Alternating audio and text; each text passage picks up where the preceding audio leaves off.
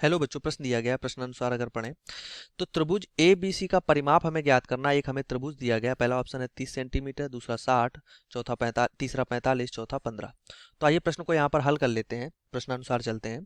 तो यहाँ पर अगर हम प्रश्न के लिए मुख्य अवधारणा देखें, मुख्य अवधारणा,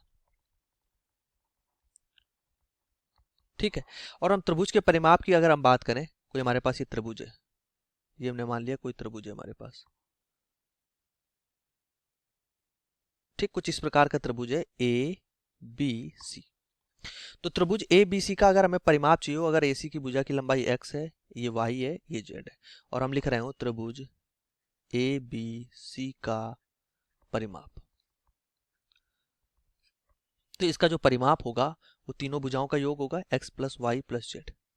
ठीक, ये तीनों भुजाओं का योग इसके परिमाप के बराबर होगा।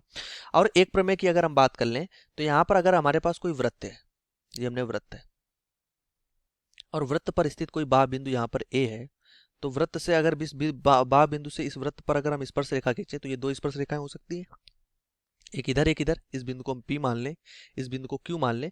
तो इस प्रमेय अनुसार क्या होता है कि बा बिंदु से जो वृत्त पे खींची गई स्पर्श रेखाएं, इनकी लंबाइयां इक्वल होती हैं। AP जो होता है ये इक्वल होता है AQ के। ठीक, ये प्रश्न की दो मुख्य अवधारणाएं बनती, इसी आधार पर अपने प्रश्न को हल करते हैं। तो अगर यहाँ पर अगर दिए गए त्रिभुज की हम बात करें तो अगर ये लंबाई हमें दी गई है BR, अगर हमारे पास 6 सेंटीमीटर की है तो BP भी हमारे पास कितना होगा, 6 सेंटीमीटर। देखो BR जो है ये हमारे पास BP के इक्वल है, प्रश्नानुसार चल रहे हैं। तो BR और BR अगर ये बा बिंदु से इस वृत्त पे स्पर्श रेखा है तो ये 6 सेंटीमीटर है, तो BP भी 6 सेंटीमीटर होगी। ठीक, इसी प्रकार अगर हम देखें तो AQ बराबर होगा AR के, और AQ हमारे पास 4 सेंटीमीटर है तो AR भी हमारे पास 4 सेंटीमीटर होगा। AR भी हमारे पास 4 सेंटीमीटर होगा। ठीक है, इसी प्रकार अगर देखें तो C से P तरफ CP अगर हमारे पास 5 सेंटीमीटर है तो CQ भी 5 सेंटीमीटर होगा, क्योंकि बा बिंदु से खींची गई जो स्पर्श रेखा है इनकी लंबाइयां इक्वल होती हैं।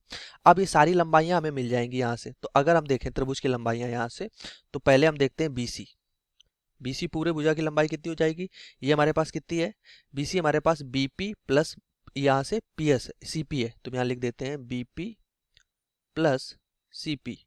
BP की लंबाई 6, ये 5, मतलब कि 11 सेंटीमीटर। ठीक है, इसी प्रकार चलो अगले देखते हैं AB की।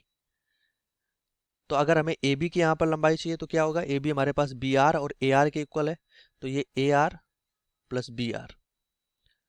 तो AR हमारे पास कितना है, AR हमारे पास 4 है और BR हमारे पास 6 है, मतलब 6 और 4 हो जाएगी, 6 और 4 मतलब 10 सेंटीमीटर हो जाएगी। इसी प्रकार अगली लंबाई देख लेते हैं।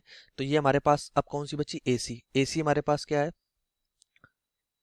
AC हमारे पास भुजा की लंबाई अगर देखें तो AQ और CQ के इक्वल है, AQ प्लस CQ। तो AQ देख लेते हैं, तो AQ हमारे पास 4 है और CQ हमारे पास 5 है, मतलब 4 5 हो जाएगी, 4 प्लस 5 मतलब कि 9 सेंटीमीटर। अब त्रिभुज का परिमाप देख लेते हैं। तो त्रिभुज ABC का, तो त्रिभुज ABC का परिमाप सारी भुजाओं का योग होगा। तो भुजाओं का योग क्या हो जाएगा, 11 प्लस 10 प्लस 9 मतलब कि 30 सेंटीमीटर। 30 सेंटीमीटर हमें यहाँ पर क्या मिल जाएगा, परिमाप मिल जाएगा, जो कि प्रश्न का उत्तर हो जाएगा। तो अगर यहाँ पर ऑप्शन की बात कर लें तो पहला ऑप्शन हमारा सही हो जाएगा कि 30 सेंटीमीटर इस त्रिभुज का परिमाप होगा। तो आशा करते हैं प्रश्न का उत्तर समझ आया होगा। धन्यवाद।